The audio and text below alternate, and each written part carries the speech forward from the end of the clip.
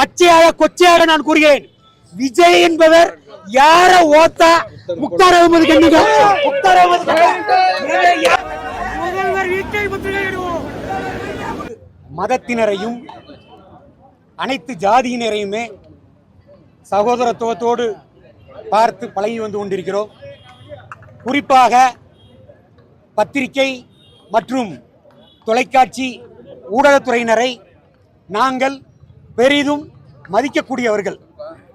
ஆனால் my India 24/7 என்ற யூடியூப்பை நடத்தி வரக்கூடிய முக்தார் அகமது என்ற நபர் அரசியல் பிரபலங்களை பேட்டி எடுப்பதாக கூறிக்கொண்டு ஒரு சில அரசியல் கட்சிகளுக்கு சாதகமாக பணத்தை பெற்றுக்கொண்டு, குறிப்பாக முன்னாள் மாண்புமிகு முதல்வர் பாரத பெருந்தலைவர் ஐயா காமராஜர் அவர்களின் புகழுக்கு களங்கம் விளைவிக்கக்கூடிய வகையில் பேட்டி எடுக்கிறேன் என்ற பெயரில் அவர் சமூக வலைதளத்தில் இல்லாத பொல்லாத கட்டுக்கதைகளை பேட்டியாக எடுத்து வெளியிட்டுள்ளார். ஒட்டுமொத்த நாடார் சமுதாயத்தின் சார்பாக அதை வன்மையாக கண்டிக்கிறோம். நாங்கள் உடனடியாக தமிழகத்தின் தலைமை காவல் இயக்குனர் மரியாதைக்குரிய டிஜிபி ஐயா அவர்களுக்கு முறையாக நேரில் சென்று மனு அளித்தோம். அது மட்டுமல்லாமல் வேலூர் மாவட்ட காவல்துறை கண்காணிப்பாளர் அவர்களுக்கும் முறையாக மனுவை அளித்திருக்கிறோம். ஆனால் அந்த யூடியூபர் முக்தார் அகமது அவர்கள் பேசிய அந்த காணொளியை கண்டு ஒட்டுமொத்த நாடார் சமுதாயம் மட்டுமல்லாமல் காமராஜர் அவர்களின் பக்தர்கள் அனைவருமே கொந்தளித்து போயுள்ளார்கள். சமூக வலைதளங்களில் இது ஒரு வன்முறையை தூண்டும் விதமாகவும் முக்தார் அகமதுவை என்ன வேண்டுமானாலும் செய்வதற்கு தயாராக இருக்கிறோம் என்றெல்லாம் ஒரு சிலர் கூறிக்கொண்டிருக்கிறார்கள். வன்முறை சம்பவங்கள் எதுவும் நடந்துவிடக் கூடாது, தமிழக காவல்துறை முறையாக கைது நடவடிக்கையை எடுக்க வேண்டும் என்று நாங்கள் தொடர்ந்து வலியுறுத்துகிறோம்.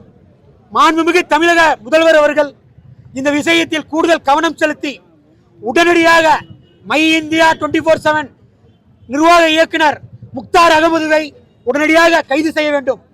பேட்டி எடுக்கிறோம் என்ற பெயரில் தான் தோணித்தனமாக எதிரே இருப்பவரிடம் என்ன வேண்டுமானாலும் கேட்கலாம் என்ற தோணியில் அவர் கேட்டுக்கொண்டிருக்கிறார். பச்சையாக கொச்சையாக நான் கூறுகிறேன். விஜய் என்பவர் யார ஓத்தா முக்தார் அகமது கண்டிப்பா முக்தார் அகமது யார் படிக்கிறாங்க. இது பத்திரிகை தருவமா, இது ஊடக தருவமா, இது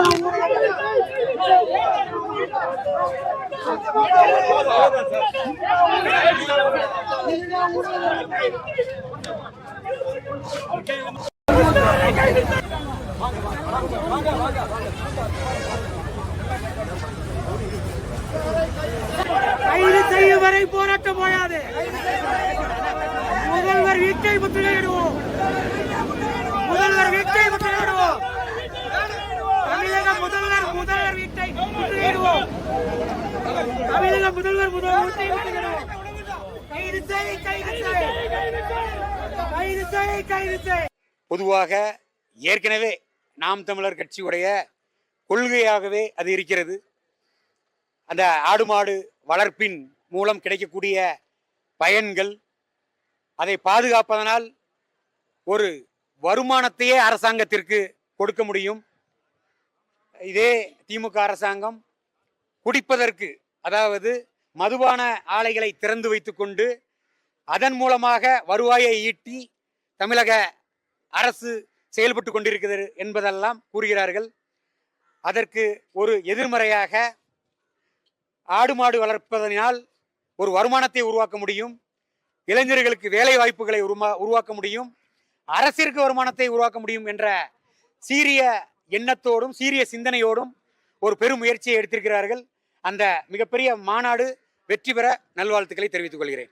இறுதியாக ஒரு கேள்வி, தேர்தல் அரசியலில் ஈடுபட்டிருக்கீங்க அப்படிங்கிறதுனால, அதாவது சமீபத்தில் சவுக்கு சங்கர் அவர்கள் வந்து தமிழகத்தில் வந்து 3 முனை போட்டி தான், சீமான ஒரு கண்டஸ்டண்டே கிடையாது, அவர் வந்து ஒரு பயிற்சி எடுக்கிற மாதிரி தான் அப்படிங்கிற மாதிரி பேசியிருக்காரு.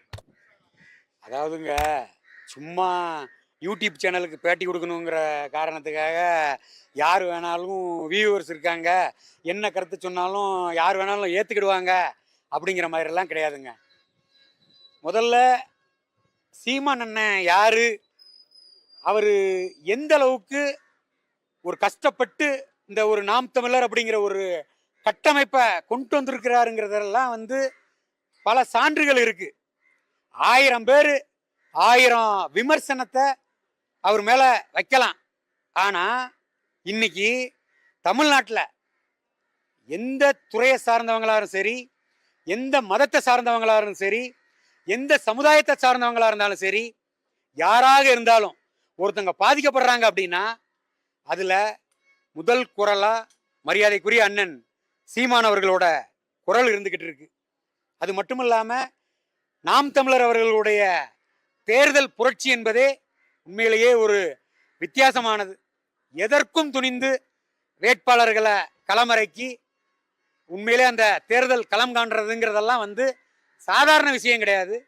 வாக்கு வங்கியை நிரூபிச்சிருக்கக்கூடிய ஒரு தலைவருங்க அண்ணன் சீமான் அண்ணன் அவர்கள் வந்து வாக்கு வங்கியை நிரூபிச்சிருக்கிறார். இன்னைக்கு வந்து 1000 தலைவர்கள் வரலாம், எல்லாருக்கும் அரசியலில் வந்து நாளைய முதல்வர் நான் தான், நாளைய பாரத பிரதமர் நான் தான் சொல்லி எல்லாரும் பேருக்கும் புகழுக்கும் சொல்லிக்கிடலாம். ஆனால் வாக்கை நிரூபிச்சிருக்காங்களா? நிரூபிக்கல. இன்னைக்கும் செந்தமிழன் அண்ணன் சீமான் வந்து நம்ம கட்சியில் இணைஞ்சிட மாட்டாரா? இன்னைக்கு அவரை முதல்வர் வேட்பாளரை அறிவிக்கிறதுக்கே மிகப்பெரிய கட்சிகள் எல்லாம் போட்டி போட்டுக்கிட்டு இருக்கு. அப்படி இருந்தும் கூட மக்களை நம்பி தனித்து கலங்காலக்கூடியவரை அவரை போய் சும்மா சுய லாபத்துக்காக யூடியூப்ல பேசிக்கிட்டு இருக்கிறதெல்லாம் வந்து பொருட்படுத்த வேண்டாம். அவங்க பேசி ஒன்றும் ஆக போறது கிடையாதுங்கிறதெல்லாம் அண்ணன் செந்தமிழன் சீமான் அவர்களுக்கு தெரியும். அவரோட பயணமே வேற. எதிர்காலத்தில் அண்ணன் அவர்கள் உண்மையிலேயே தமிழகத்தை ஆண்டால், ஒரு நாடாறு மீண்டும் ஒரு தமிழகத்தை ஆள்வதற்கு மக்கள் வாய்ப்பளித்தால், உண்மையிலேயே பெருந்தலைவர் காமராஜர் அவர்களுடைய பொற்கால ஆட்சியை அண்ணன் செந்தமிழன் சீமான் அவர் வழங்குவாருங்கிறதுல எந்த மாற்று கருத்தும் கிடையாது. அது எங்களுக்கு உண்மையிலேயே பெருமைதாங்கிறத இந்த நேரத்தில் கூறிக்கொள்கிறேன். மீண்டும் ஒரு கேள்வி. ஆனா 21 அண்ணன் மீண்டும் பனை ஏறாரு. அங்க ஒரு 1000 பனையேறிகள் மேல ஏறாங்க. இந்த பனை ஏறத்து வந்து போதை தான், கல்லு வந்து போதை தான் திருமாவளவன் சொல்றாரு. அதே பண்ணுவாங்க. திருமாவளவன் மட்டும் இல்லை, அவங்க அதாவது திமுக கூட்டணியில் உள்ள எல்லா கட்சிகளும் கல்லு வந்து போதை அப்படிங்கிறாங்க. அதாவது அண்ணன், உண்மையிலேயே பனைமரம் வந்து தமிழனோட பாரம்பரிய மரம், தமிழனோட அடையாளம். பனைமரம் தான் நம்ம தமிழ்நாட்டோட சின்னம். அப்படி இருக்கும்போது ஒரு பனை சம்பந்தப்பட்டதில் வேர்ல இருந்து உச்சி முதல் நுனி வரை எல்லாமே பயனளிக்கக்கூடியது தான். அதனால் அந்த கல் இறக்குறதுனாலையோ, கல் இறக்கி குடிக்கிறதுனாலையோ, கல்லை விற்பனை செய்வதனாலையோ யாருக்குமே எந்த பாதிப்புமே கிடையாது. அவங்களோட சுயநலத்துக்காக ஒரு கொள்கையை வச்சுக்கிறாங்க. ஏனோ தானோ தான் தோணித்தனமா அவங்க ஒரு நிலைப்பாட்டை எடுத்து ஒரு பொத்தாம்பதுவான கருத்தை பொதுத்தலங்களில் பதிவிட்டுக்கிட்டு வந்திருக்காங்க. அரசியல் கட்சி நடத்தக்கூடிய அனைத்து தலைவர்களுக்குமே வந்து பொறுப்பு இருக்கு. ஒரே ஒரு கேள்வி, கல் வந்து போதை பொருள், அது ஒரு மதுவுக்கு ஈக்குவலானதுன்னு சொல்லக்கூடிய இது போன்ற போலி அரசியல் தலைவர்கள் அதை நிரூபிக்க தயாரா இருக்காங்களா? எத்தனை பேர் அந்த பனை நல்லசாமி ஐயா எல்லாம் வந்து, கல் நல்லசாமி ஐயா 1 கோடி ரூபா தாரன் இருக்காங்க. பனை சார்ந்து இருக்கவங்கலாம் அவங்க தகுதிக்கு தகுந்த மாதிரி 10 லட்சம் தாரன் இருக்காங்க. இந்த மாதிரி நிறைய பேர் சொல்லியிருக்காங்க. சரி, இப்போ டாக்டர் கிருஷ்ணசாமி கூட இதே கருத்தை வலியுறுத்தியிருக்கிறார். அது போதை பொருள் அப்படிங்கிற மாதிரிலாம் சொல்லியிருக்கிறார். இப்போ அண்ணன் தொல் திருமாவளவன் அவர்களுமே கூட அது போதை தான் அப்படிங்கிறாப்புல. நிரூபிச்சிட வேண்டியதானே?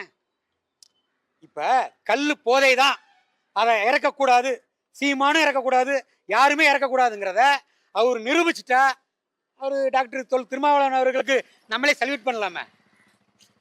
ஆதாரம் இருந்தால் தானே அவங்க நிரூபிக்க முடியும். ஆதாரம் வேணும்ல. சரி, அரசு விற்கக்கூடிய மதுவை குடிச்சிட்டு எத்தனையோ பேர் செத்து போயிருக்கான்னு சொல்லி செய்திகள் இருக்கு. பனை மரத்துல இருந்து கல் இறக்கி குடிச்சு செத்து போனாங்கிற செய்தி இருக்கா? அப்போ அரசாங்கத்துக்கு பயம் என்ன அப்படின்னா, அவங்க விற்கக்கூடிய அவங்க அமைச்சர்கள் எம்பிக்கள் நடத்தக்கூடிய மதுபான ஆலைகள்ல இருந்து எங்கே இது விற்பனை குறைஞ்சிருமோங்கிற பயத்தில் கல்லை விற்கக்கூடாது. சீமானண்ணன் பின்னாடி ஒரு புரட்சி படை இருக்கு, நாம் தமிழருங்கிறது ஒரு மாபெரும் சக்தி, மாபெரும் படை. அவங்க நினைச்சாங்கன்னா அவங்க கண்டிப்பாக அந்த கல்லை வந்து இறக்கக்கூடிய சக்தி அவங்க கிட்ட இருக்கு. அரசாங்கம் மட்டும் கிடையாது, நம்மளே விட்டா கூட நீதிமன்றத்தின் மூலமா கூட அந்த ஆணையை அவங்கெல்லாம் வாங்கிடுவாங்கிற பயம் அரசாங்கத்துக்கு இருக்கு. கூட்டணியில் இருக்கவங்களும் அது இல்லாமல் அவங்களோட சொந்த அரசியல் கருத்து சொல்றோங்கிற பேர்ல இந்த மாதிரி சீமானண்ணனுக்கு எதிர்கருத்து பிறப்பிக்கிட்டு இருக்காங்க. அண்ணாச்சி எர்ணாவூர் நாராயணனாச்சே கூட பனை வாரிய தலைவராக இருக்காப்புல, அவரே கூட அதுக்கு எதிர்கருத்தெல்லாம் சொல்லும்போது உண்மையிலேயே வந்து பார்க்கறதுக்கு வேதனையாக தான் இருக்கு. பெரியார் அவர்களை வச்சு தான் அரசியல் திமுக பண்றாங்க. பெரியார் தான் எல்லாரையும் படிக்க வச்சாருன்னு சொல்றாங்க. அண்ணன் வந்து சொல்றது வந்து பெரியார் அப்படி ஒன்று பண்ணவே இல்லை. உங்களோட கருத்து என்ன? பெரியார்னா யாரு? அண்ணா என்னை பொறுத்த மட்டும் நானே கேட்குறேன், அறிநடரே கேட்குறேன், பெரியாருக்கும் தமிழ்நாட்டுக்கும் என்னங்க சம்பந்தம் இருக்கு சொல்லுங்க? பெரியாருக்கும் தமிழ்நாட்டுக்கும் என்ன சம்பந்தம்? எங்க ஐயா வைகுண்டர் பெரியாருக்கெல்லாம் எத்தனை ஆண்டு காலம் முன்னாடி வந்தவர். எங்க ஐயா வைகுண்டர் செய்யாத புரட்சியவா பெரியார் செஞ்சிருக்காரு? தாய் கூட படுத்துக்கலாம், கூட பிறந்த கூட படுத்துக்கலான்னு சொன்ன பெரியார் எங்க? எங்க ஐயா வைகுண்டரோட புரட்சி எங்க? கேவலமா இல்லையாங்க? அண்ணன் செந்தமிழன் சீமான் வந்து நியாயத்தையும் உண்மையையும் தானே சொல்றாரு. அவரே என்ன சொல்றாரு? அவரு கூட சரி பெரியார் நல்லவரா இருப்பாரோ வல்லவரா இருப்போ உண்மையிலே புரட்சியாளரோன்னு நினைச்சிருக்கிறாரு, ஏமாந்துருக்கிறாரு. ஏமாந்ததுக்கு அப்புறம் இப்ப ஐயோ நம்ம தப்பா புரிஞ்சுக்கிட்டோம், அது இல்லை உண்மை, அவருக்கெல்லாம் முன்னாடியே ஐயா வைகுண்டர் இன்னும் பலரெல்லாம் இருக்காங்கிறத உணர்ந்திருக்கிறார். அதானே உண்மை.